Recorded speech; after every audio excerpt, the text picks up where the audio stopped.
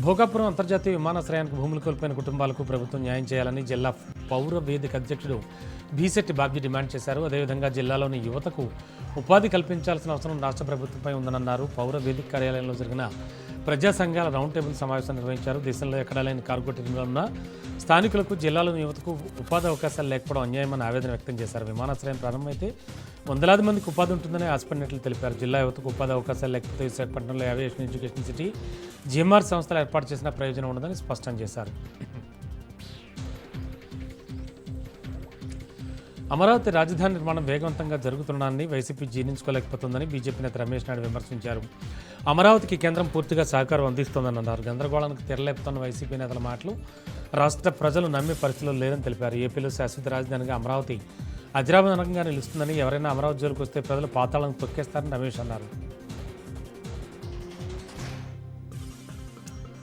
చదువుకోవాల్సిన టైంలో బాల్యం నేరాల బాట పడుతోందని నంద్యాల జిల్లా ఆత్మకూరులో 3 స్కూల్ విద్యార్థులు చేసిన పని ఇప్పుడు స్థానికంగా తీవ్ర చర్చనీయాంశంగా మారింది. కూరగాయల మార్కెట్లో చిన్నారులు చేసిన దొంగతనం సీసీ కెమెరాలో రికార్డైంది. చదువుకున్న ఉన్నత స్థాయికి ఎదగాల్సిన విద్యార్థులు నేడు పెడదారి పట్టి దొంగతనాలకు అలవాటు పడుతున్నారు. ఆత్మకూరు పట్టణంలోని కూరగాయల సంత మార్కెట్లో 3 పాఠశాల విద్యార్థులు చోరీకి పాల్పడుతూ సీసీ కెమెరాలకు చిక్కారు. ఎవరో గమనించలేదనుకున్నారేమో కానీ చాలా చాకచక్యంగా లోపలికి దూరి అందిన కడుగు దోచుకున్నారు. ఏకంగా సీసీ కెమెరాలను ధ్వంసం చేసేందుకు కూడా ప్రయత్నించారు. అర్ధరాత్రి ఇంట్లో ఉండాల్సిన వయసులో ఇలాంటి అసాంఘిక కార్యకలాపాలకు పాల్పడడం ఇప్పుడు స్థానికంగా ఆందోళన కలిగిస్తోంది. చిన్నారుల నడవడికపై తల్లిదండ్రులుగా ఉంచాలని స్థానికులు హెచ్చరిస్తున్నారు. ఈ ఘటనపై పోలీసులు విచారణ చేపట్టి ఆ విద్యార్థులను గుర్తించి భవిష్యత్తులో ఎలాంటి పనులు చేయకుండా కౌన్సిలింగ్ ఇవ్వాలని డిమాండ్ చేస్తున్నారు. విజయనగరం జిల్లా కొత్తవలస మండలంలో గుడ్ ఫ్రైడే వేడుకలు ఘనంగా నిర్వహించారు.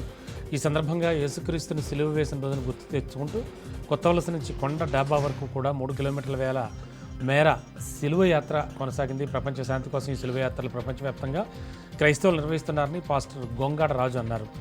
దారి పొడవునా క్రైస్తవులు ప్రార్థనలు చేస్తూ యేసుబాధలు స్మరించుకున్నారు.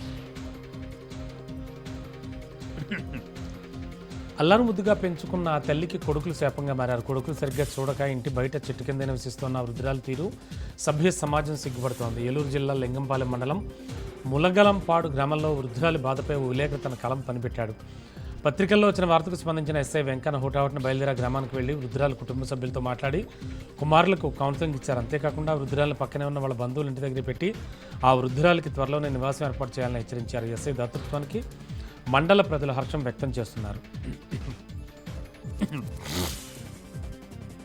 తెలంగాణలో పాడి పరిశ్రమ అభివృద్ధి, మదర్ డైరీ బలోపేతంపై చర్చించేందుకు national dairy development board chairman Minesh నేతృత్వంలో బృందం సీఎం రేవంత్ రెడ్డితో భేటీ అయింది. జూబ్లీహిల్స్లో సీఎం నివాసంలో మదర్ డైరీని ఎన్డీడీబీకి అప్పగించడం, కొత్త టెక్నాలజీతో పాల ఉత్పత్తిని పెంచడంపై చర్చించారు. నష్టాల్లో ఉన్న మదర్ డైరీని ఎన్డీడీబీకి అప్పగించాలని, ఇందుకోసం ప్రభుత్వం నుంచి ఎన్ఓసీ ఇప్పించాలని పాలకవర్గ సభ్యులు సీఎం కోరారు. ఈ సమావేశంలో భువనగిరి ఎంపీ చామల కిరణ్ కుమార్ రెడ్డి, ప్రభుత్వ whip Beerla Ilaiah, Telangana state dairy development cooperative federation chairman Gutha Amit Reddy పాల్గొన్నారు.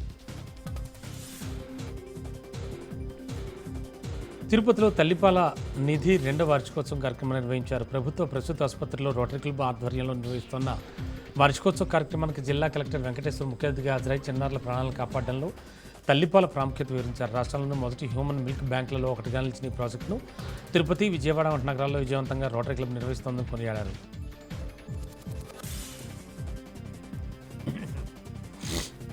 కంచన్బాగ్ పోలీస్ స్టేషన్ పరిధిలోని బాబానగర్లో కుమారుడు ఇంట్లో బంగారం దొంగిలించిన ఘటన వెలుగులోకి వచ్చింది. బాబానగర్కు చెందిన ఇంటి యజమాని రెహమత్ షరీఫ్ ఫిర్యాదు మేరకు కేసు నమోదు చేసిన పోలీసులు దర్యాప్తులో కుమారుడు అద్నాన్ షరీఫ్ చోరీకి పాల్పడినట్లు గుర్తించారు. తన స్నేహితులు రేహాన్ ఉద్దీన్, సమీర్లతో కలిసి జల్సాలకు అలవాటు పడి ఇంట్లో 4 సార్లు బంగారం దొంగిలించినట్లుగా ఈ విచారణలో తేల్చారు. 3 నిందితులను అదుపులోకి తీసుకున్న పోలీసులు వారి వద్ద నుంచి 137 గ్రాముల బంగారం, 4 మొబైల్ ఫోన్లు, ఒక కారు స్వాధీనం చేసుకున్నారు. నిందితులను కేసు నమోదు చేసి రిమాండ్కు తరలిస్తున్నట్లు పోలీసులు తెలిపారు.